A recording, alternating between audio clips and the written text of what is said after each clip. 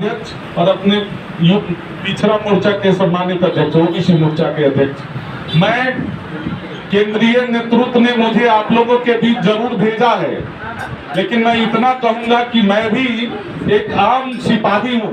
वो सिपाही भारतीय जनता पार्टी का हूँ, इसलिए मैं अपनी ओर से आप सभी का हार्दिक अभिनंदन, स्वागत, चंदन करते हैं। आप सभी का इसलिए करते हैं कि आप सभी हैं, तब मुझे केंद्रीय नेतृत्व ने प्रभारी बना करके भेजा है। अगर आप नहीं होते तो मैं केंद्रीय नेतृत्व के द्वारा प्रभारी बन करके नहीं आता, इसलिए आपका मैं फिर से स्वागत, अभिनंदन करता हूं। साथियों, सारी बात आ गई है। मैं इतना ही कहूंगा कि जिस पार्टी में आप काम कर रहे हैं उसमें व्यक्ति कोई बड़ा नहीं है। क्या है? व्यक्ति कोई बड़ा नहीं, आदमी कोई बड़ा नहीं है। उसके कार्य बड़े हैं, उसके पद बड़े हैं। वो काम ज्यादा करता है इसलिए उसको बड़ा पद दिया जाता है, जो काम कम करता है उसको छोटा पद दिया जाता है। इसलिए हमारा आग्रह होगा कि पूरी ईमानदारी, तन्मयता से आप काम करिए। भाजपा में राष्ट्रपति तक की वैकेंसी होती है। ये परिवार की पार्टी नहीं है कि दीदी का भतीजा ही नेता होगा। यहाँ शिवेंदु अधिकारी जैसे लोग भी आकर के नेता होते हैं, यहाँ दिलीप घोष जैसे लोग भी आकर के नेता होते हैं, यहाँ रामनाथ कोविंद जैसे लोग आकर के भारत का प्रधानमंत्री, राष्ट्रपति होते हैं। नरेंद्र मोदी जो चाय बेचने वाला होता है, जो गरीब होता है, वो भाजपा में काम करता है तो भारत का प्रधानमंत्री होता है। इसलिए साथियों, हमारा आग्रह है कि भाजपा में कोई छोटा और बड़ा नहीं होता है। वहाँ काम करने वाला व्यक्ति बड़ा होता है, जो नहीं काम करता है वो छोटा होता है। हम अपनी ओर से आप सभी को एक ही विषय बताना चाहेंगे कि हमारा उम्मीदवार कौन है, कौन नहीं है, ये नहीं देखना है। हमारा उम्मीदवार कौन है? हमारा उम्मीदवार कमल का फूल छाप है। हम कमल का फूल छाप देख करके अपने वोट को बटन जा करके ईवीएम में दबाएंगे। हमारा कौन उम्मीदवार है ये नहीं देखना है। पूरी ईमानदारी, तन्मयता से जा करके कमल के फूल छाप पर ही बटन दबाना है। और दबाना नहीं है, लोगों को दबाना भी है। आप अपने घर से शुरू करेंगे वोट मांगना।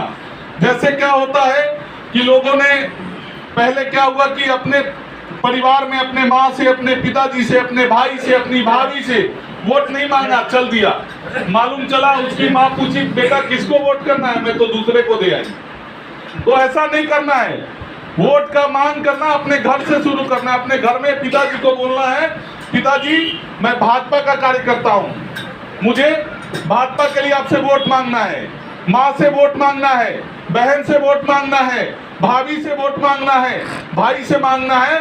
इसके बाद जो पड़ोसी चाचा होंगे, चाची होंगी, भाई होगा, आप समझते हो ना मेरी बात? यस। उन लोगों से वोट मांगना है। और जब आप अपने लोगों से वोट मांगोगे तो उनसे आग्रह करना है कि दादा अपना तो वोट गिराओ, अपने परिवार का भी वोट भाजपा को दिलाओ। भाजपा का एक ही नारा है, वो नारा क्या है? बूथ जीतो, नहीं, बूथ जीतो, विधानसभा जीतो। हम बोलेंगे अपना बूथ तो आप कहेंगे सबसे मजबूत। अपना बूथ सबसे मजबूत, अपना बूथ सबसे मजबूत। वो मजबूत कैसे होगा दादा, आप जानते हो? मजबूत वैसे होगा जब आप उसकी मजबूती के लिए काम करोगे।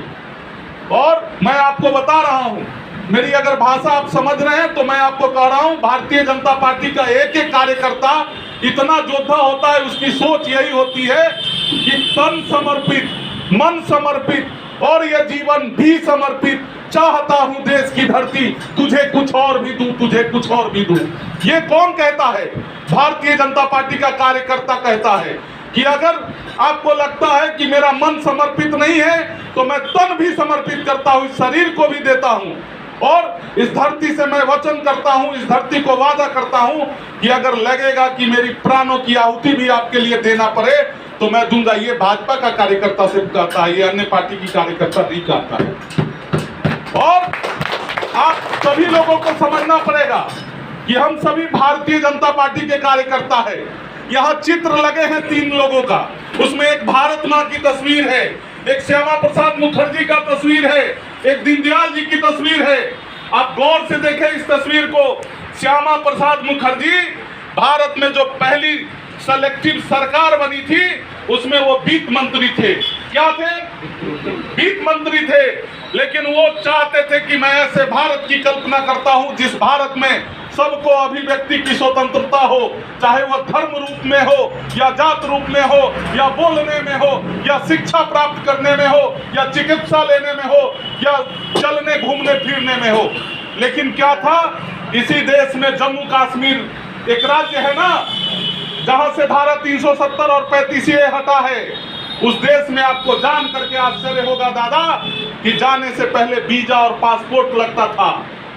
आपके वोट का कीमत है, आपके वोट में इतनी ताकत थी कि आपने सांसद अपना जिताया और आज धारा 370 35 जम्मू कश्मीर से हट गया। वो किसने हटाया? मोदी ने हटाया। वो कैसे हटा? भारत माता की। आपके वोट के कारण हटा। आपके वोट में इतनी ताकत थी। जो कल तक डरता था धारा 370 35 हटाने में, लोग कहते थे कि मत छेड़ो उसको, सरकार चली जाएगी। मोदी ने कहा कि 132 और 33 करोड़ की आबादी इस भारत में है, मुझे 70 करोड़ लोगों ने आशीर्वाद दिया है, मैं उसके आशीर्वाद को मान करके धारा 370 और 35 हटाऊंगा। जिसको दर्द है मेरे से आकर के मैदान में फरिया ले। और मोदी ने डंके के चोट पर पार्लियामेंट में धारा 370 35 से हटाने का काम किया। इसलिए हमारा आग्रह है कि जिस श्यामा प्रसाद मुखर्जी ने देश में ऐसी व्यवस्था को बहाल की, व्यवस्था चाहते थे, वो श्यामा दादा आप ही के धरती के थे, जो बीजेपी के संस्थापक हैं। उनके सपनों का बंगाल बनाना चाहते हो ना? टीएमसी के गुंडों से आप बचना चाहते हो ना? हॉस्पिटल चाहते हो ना? डिग्री कॉलेज चाहते हो ना? समुचित व्यवस्था चाहते हो ना? लैंड ऑर्डर चाहते हो ना, जहां पुलिस तंग नहीं करे। तो इसलिए दादा बीजेपी को वोट करो, कराओ, और कैसे भी जीतोगे अपना बूथ जीत करके दिखाओ, तब जाकर के आपको लगेगा कि नरेंद्र मोदी का सपना, अमित शाह का सपना, दिलीप घोष का सपना और आपका सपना साकार होगा दादा। नहीं तो बहुत दिक्कत आने वाली है। आप सभी जानते हैं कि आपको कितने दिक्कतों की सामना करना पड़ रहा है इस राज्य में। आप बगल के बिहार राज्य में चले जाए, वहां होली है कल। होली लोग दिल खोल करके खेलते हैं, वहां रंगे और गुलाल उड़ाते हैं, गीत गाते हैं। लेकिन आपके बंगाल में होली तो है दादा, लेकिन उत्साह नहीं दिख रहा है। क्या ये ठीक है? ठीक है। नहीं है, ये गलत है। ऐसे नहीं काम चलता। सबको, भारत का संविधान जो अंबेडकर ने लिखा है, सबको आजादी है। आजादी किस चीज की है? पहनने की आजादी, खाने की आजादी, बोलने की आजादी, धर्म के साथ जीने की आजादी। जब हम किसी को तकलीफ नहीं देते हैं तो मुझे भी ना कोई तकलीफ दे, ऐसी व्यवस्था की सरकार बनानी है।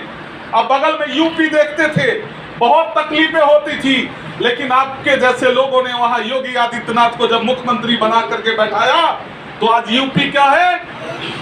यूपी क्या है? बहुत अच्छा। लैंड ऑर्डर ठीक हो गया, सड़कें ठीक हो गई, विद्यालय अच्छे हो गए। वही पुलिस जो कल तक गुंडों से डरती थी, आज उस पुलिस का नाम लेकर के गुंडे भी नाम बताने से डरते हैं। ये यूपी है। इसलिए साथियों, हमारा आग्रह है कि आप बंगाल का तकदीर और तस्वीर बदल सकते हैं। जो तकदीर और तस्वीर बदलने का संकल्प लेगा, वही तकदीर और तस्वीर बदल सकता है साथियों। इसलिए हमारा आग्रह है, आप तो अपना समय काट ही लोगे, लेकिन आने वाले जनरेशन अगर इस सत्ता को उखाड़ नहीं फेंकोगे, तो आने वाली जनरेशन आपको माफ नहीं करेगी। उसको और डरा करके रखा जाएगा, घर से नहीं निकलने दिया जाएगा। वो होली नहीं जानेगा, वो दुर्गा पूजा नहीं जानेगा, वो धीरे धीरे डर करके घर में सिकुड़ जाएगा। बाद में मालूम चलेगा कि धर्म परिवर्तन कर लिया है साथियों।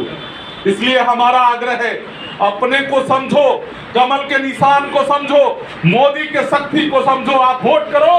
मोदी ने कहा है कि हम नया सोनार बंगला जैसा बंगाल बना करके दिखाएंगे।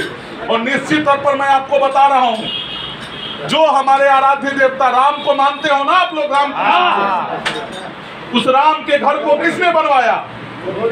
मोदी ने बनवाया। वो कैसे बनवाया? आपके वोट के कारण। आपने ताकत दी, वो प्रधानमंत्री बने, तब तो राम का घर बना ना। इसलिए आप ताकत दो, बंगाल में दिलीप दा को मुख्यमंत्री बनाओ।